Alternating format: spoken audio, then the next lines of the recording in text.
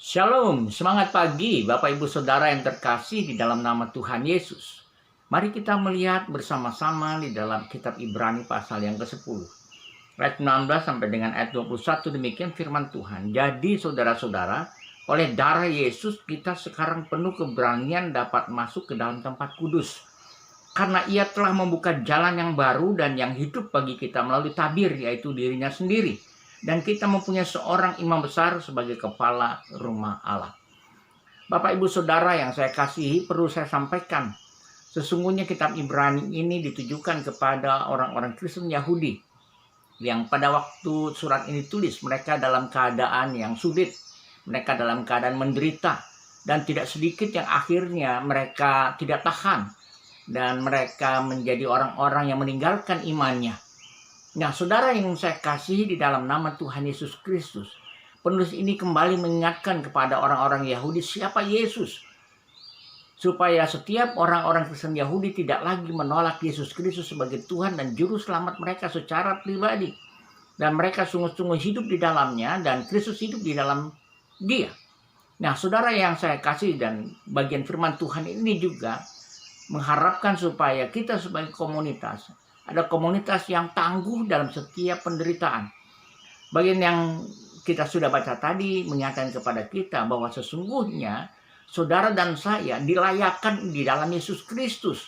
Nah, saudara yang saya kasih di dalam nama Tuhan Yesus Kristus, mengapa kita sekarang beroleh keberanian untuk menghadap tata Allah? Oleh karena Yesus Kristus sudah menjadi imam besar bagi kita, dan bahkan dialah, darah Yesus itulah yang akhirnya memperkenankan saudara dan saya berkenan di hadirat dia. Saudara yang saya kasihi, inilah kasih karunia yang terbesar dalam hidup saudara dan saya. Ada di dalam Yesus dan hanya di dalam Yesus Kristus yang adalah Tuhan dan Juru Selamat kita.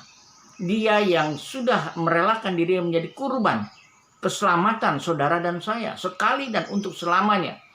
Nah, saudara yang saya kasih di dalam nama Tuhan Yesus Kristus, kalau kita membaca dari ayat pertama sampai dengan ayat yang ke-10, kita bisa melihat bagaimana Yesus diperbandingkan dengan malaikat, diperbandingkan dengan Musa, diperbandingkan dengan yang lainnya. Nah, sampai pada akhirnya kita tahu dalam pasal yang ke-10 ini adalah satu puncak dari apa yang dia ingin menjelaskan, bahwa sesungguhnya Kristus Yesus adalah kurban yang sempurna untuk saudara dan saya.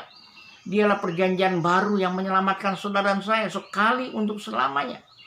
Jadi saudaraku yang saya kasih di dalam nama Tuhan Yesus Kristus, jangan sampai kita menolak dia sehingga kita kehilangan anugerah, rahmat, kasih karunia yang sesungguhnya dia berikan kepada setiap orang yang percaya kepadanya.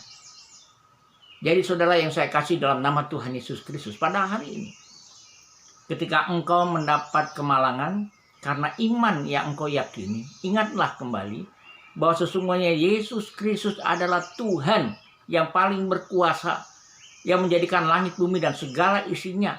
Dan yang terpenting, dialah yang menebus semua dosa dengan lunas terbayar bagi dosa saudara dan saya, seluruh umat manusia di muka bumi ini yang beriman kepadanya. Jadi saudara, berdasarkan kasih karunia itulah kita berpegang teguh supaya kita sungguh-sungguh pada akhirnya datang kepada dia dan dia tinggal di dalam hidup saudara dan saya. Semangat pagi saudaraku yang saya kasihi. Mungkin saudara dalam keadaan kesusahan, mungkin saudara dalam penderitaan oleh karena iman saudara. Yakinlah, Yesus tidak pernah meninggalkan saudara.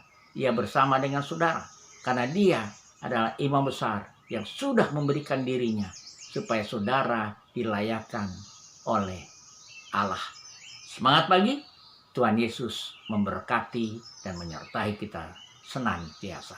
Amin.